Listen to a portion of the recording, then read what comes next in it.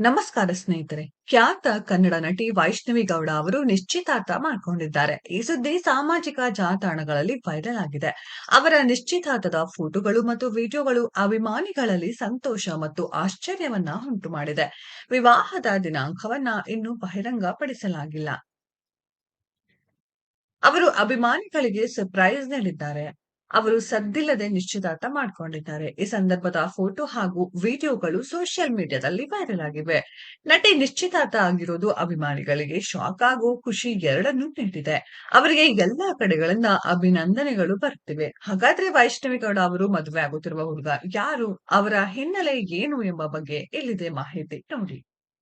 ವೈಷ್ಣವಿ ಗೌಡ ಅವರು big boss ನಲ್ಲಿ ಸ್ಪರ್ಧಿಸಿದ ಸಂದರ್ಭದಲ್ಲಿ ತಮಗೆ ಮದುವೆ ಬಗ್ಗೆ ಇರುವ ಕನಸುಗಳ ಬಗ್ಗೆ ಹೇಳ್ಕೊಂಡಿದ್ರು. ಮದುವೆನ ಹೀಗೆ ಆಗ್ತೀನಿ, ಹಾಗೆ ಆಗ್ತೀನಿ ಎಂದೆಲ್ಲ ವಿವರಿಸಿದ್ರು. ಅವರಿಗೆ ಸಾಕಷ್ಟು ಮದುವೆ ಆಫರ್‌ಗಳು ಬಂದ್ರು. ಅದನ್ನು ಒಪ್ಪಿಲ್ಲ ಎಂದಿದ್ದರು. ಈಗ ವೈಷ್ಣವಿ ಗೌಡ ಅವರಿಗೆ ಕಂಕಣ ಭಾಗ್ಯ ಕೂಡಿ ಬಂದಿದೆ. ಅವರ ಎಂಗೇಜ್‌ಮೆಂಟ್ ಫೋಟೋ ಹಾಗೂ ವಿಡಿಯೋಗಳನ್ನ ಫ್ಯಾನ್ಸ್ ಶೇರ್ ಮಾಡ್ಕೊಳ್ತಿದ್ದಾರೆ.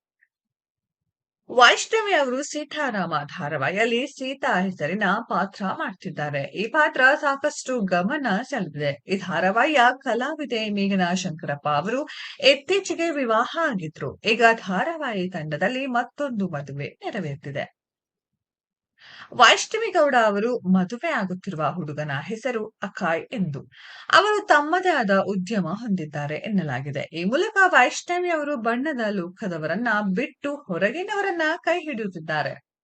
ವೈಷ್ಣವಿ ಗೌಡ ಅವರು ಅದ್ದೂರಿಯಾಗಿ ನಿಶ್ಚಿತಾರ್ಥ ಮಾಡ್ಕೊಂಡಿದ್ದಾರೆ. ಮದುವೆ ಹಾಗೂ ಎಂಗೇಜ್‌ಮೆಂಟ್ ಬಗ್ಗೆ ಅವರು ತಮ್ಮದೇ ಆದ ಕಲ್ಪನೆಗಳನ್ನ ಹೊಂದಿದ್ದಾರೆ. ಅವರು ಅಂದುಕೊಂಡ ರೀತಿಯಲ್ಲೇ ನಿಶ್ಚಿತಾರ್ಥ ನೆರವೇರಿದೆ ಎಂದು ಹೇಳಲಾಗ್ತಿದೆ. ಈ ವಿವಾಹಕ್ಕೆ ಆಪ್ತರು ಹಾಗೂ ಕುಟುಂಬದವರು ಮಾತ್ರ ಹಾಜರಿ ಹಾಕಿದ್ದರು. ವಿವಾಹದ ದಿನಾಂಕ ಇನ್ನಷ್ಟೇ ರಿವೀಲ್ ಆಗಬೇಕಿದೆ.